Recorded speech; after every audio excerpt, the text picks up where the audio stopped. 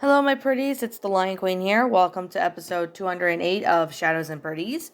So today in this episode, I reviewed Scream, the first Scream movie, as well as the second one. Today we're going to review Scream 3 that came out in 2000. It's an American slasher film directed by Wes Craven and written by Ehren Kruger.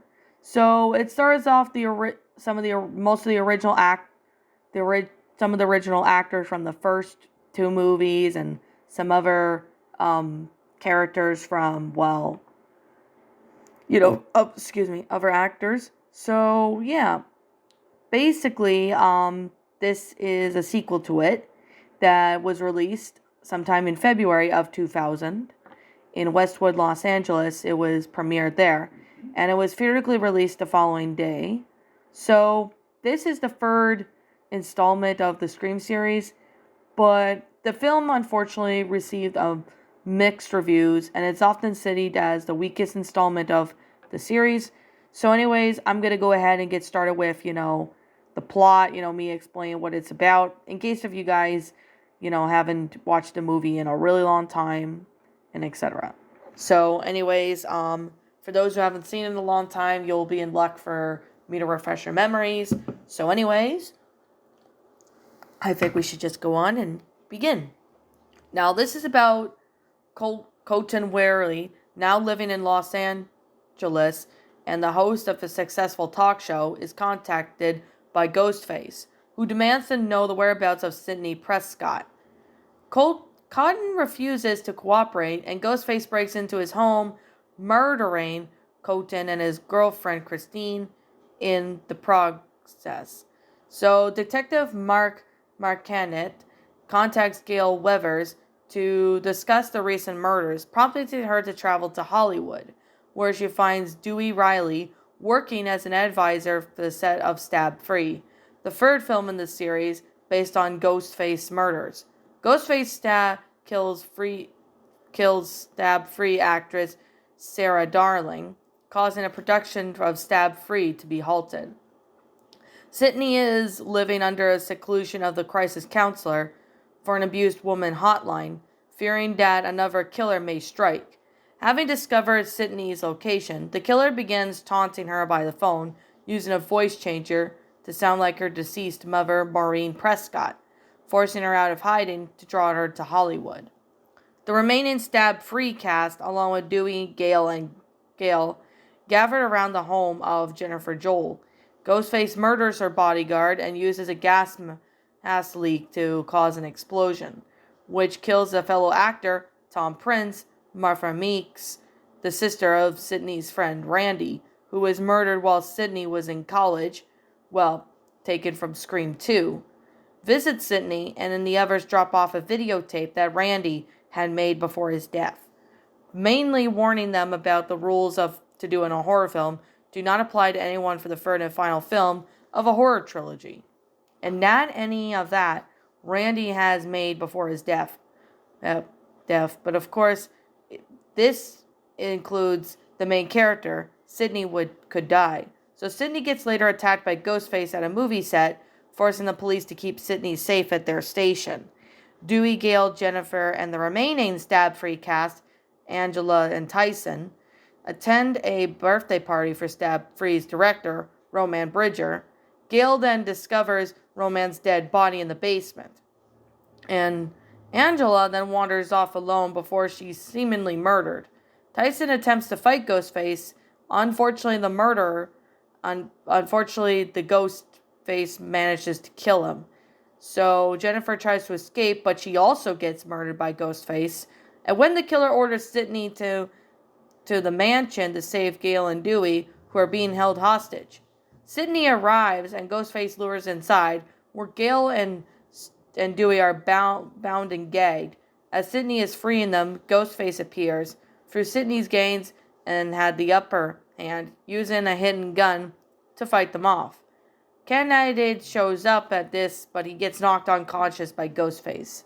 So Sidney flees and hides in a secret screening room where she gets discovered by Ghostface. He reveals himself as Roman, having to survive being shot wearing a bulletproof vest.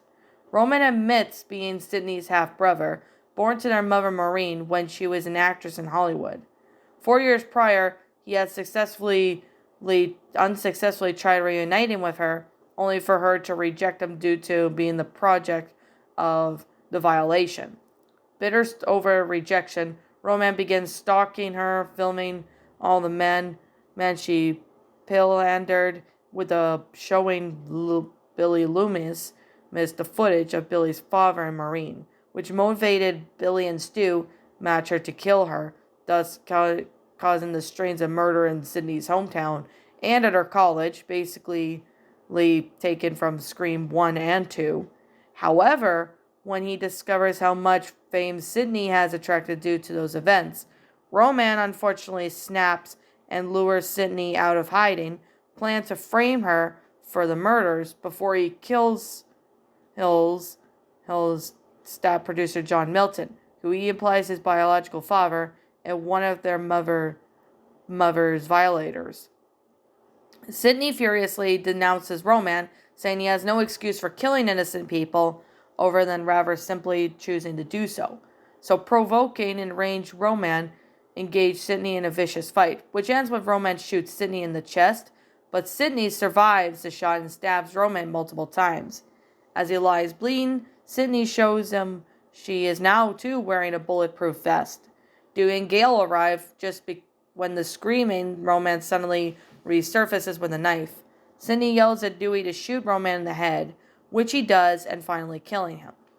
So sometime after, at Sydney's house, Dewey proposes to Gale, who accepts, and Sydney returns from a walk and leaves her gates, which are previously shown to be alarmed. Open, she enters the home and is invited to join Dewey, and Gale and Kenneth to watch a movie. But as she goes to join the others, her front door blows open and behind her, but she walks away, leaving as it is, and thus how the movie ends. What a pretty good story. I mean, it's a pretty good movie for Scream 3, as it was just released around over 2 years after Scream 2. So, development began shortly after that, and the writing eventually was around from 1999 or something. Now, as you can see here, they were in, casting of characters. They got some of the characters to come back. So, Scream 3 began being filmed on July 6th of 1999 around Hollywood, Los Angeles. And they finished filming sometime in September 29th of 1999 after 12 weeks.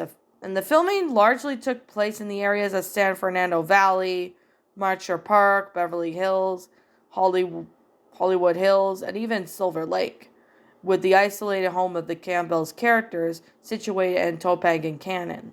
So, they did have some post-production going on, and I have to say, the music is flat out amazing. And I love the music. It's amazing. And I gotta say, even though a lot of people really don't like this one as much as they like the first two films, seeing it's the weakest one.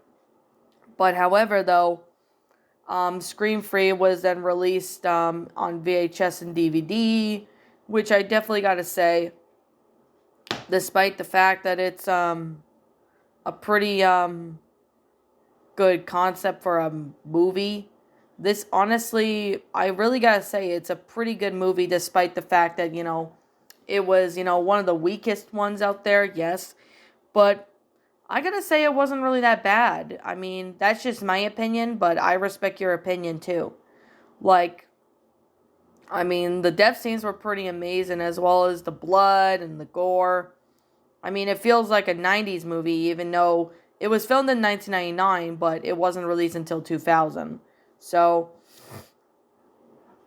anyways, I definitely gotta say, it's a pretty good movie, and I really enjoyed, this movie. It's got pretty good kills and that in it, which I really gotta say, it's a pretty interesting concept in that, and I really do enjoy how well this movie turned out, especially with everything. So, I definitely gotta say, it's still a really good movie. I really thought it was cool. I honestly like it.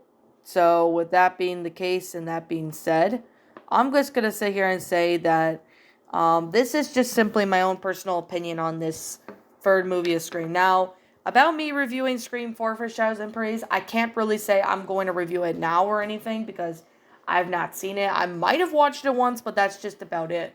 I may have to rewatch it again to refresh my memory. But if I ever do decide to review Scream 4, I will. But there are no guarantees when that will be the case, though.